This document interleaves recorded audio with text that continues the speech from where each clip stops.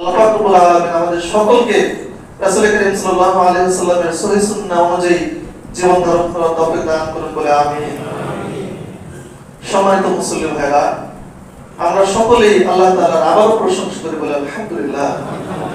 শান্তি বর্ষিত হোক রাসূল করিম সাল্লাল্লাহু আলাইহি ওয়াসাল্লামের উপরে, সকল অন্তর খুলে পড়ি সাল্লাল্লাহু আলাইহি ওয়াসাল্লাম।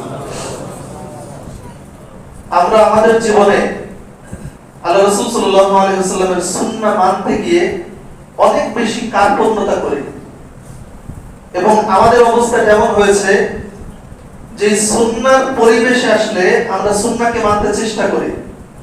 এই মসজিদে যেমন নফলে আদায় করে সালাত আদায় করা হয়, আমিন বলা হয়, আপনি এখানে নির্দ্বিধায় আমলটা করতে পারেন, কিন্তু যে মসজিদে আপনি নফলে আদায় করে না, যে মসজিদের মুসল্লিরা আমিন জোরে বলে না, সেখানে কি আপনি সুন্নাহকে মানতে দ্বিধাবোধ করেন যে যদি আমি নফলে আদায় করি তাহলে আমাকে এরা নামাজে পড়ে ধরবে কিনা, অথবা আপনি এখানে আহলে হাদিস এলাকায় গেলে হানাফি, আপনি ভাবছেন যে আমি একটু আপোষ করে চলি, আপোষ করে এই পৃথিবীর জমিনে কোথাও কোনোদিনও পরিবর্তন আনা সম্ভব হয় নাই, আপনি পারবেন না। আপনি যতই আপোষ করেন, যারা বিদআত দিয়ে, যারা আল্লাহ রাসূল সাল্লাল্লাহু আলাইহি ওয়াসাল্লামের সুন্নাহর বাহিরে চলাফেরা করে, তাদের সাথে কখনো আপনি আপোষকামিতা করে মিল মহব্বত রাখতে পারবেন না, এটা সম্ভব নয়।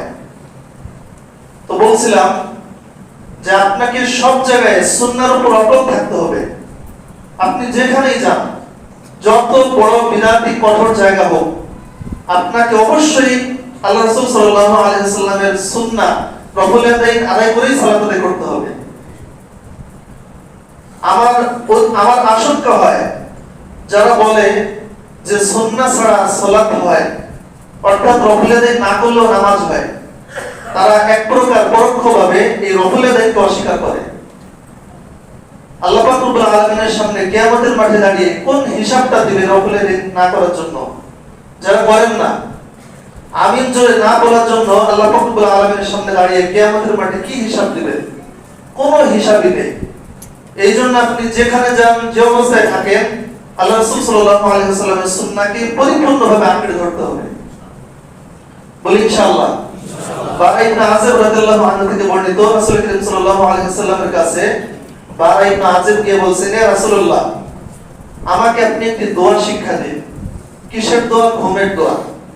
আল্লাহ রাসূল সাল্লাল্লাহু আলাইহি ওয়াসাল্লাম তাকে ঘুমের দোয়া শিক্ষা দেওয়ার আগে তাকে ঈমানের শিক্ষা দিচ্ছেন। কেননা আমাদের সবকিছুর আগে ঈমান। ঈমান যদি আমাদের ব্যাহত হয়,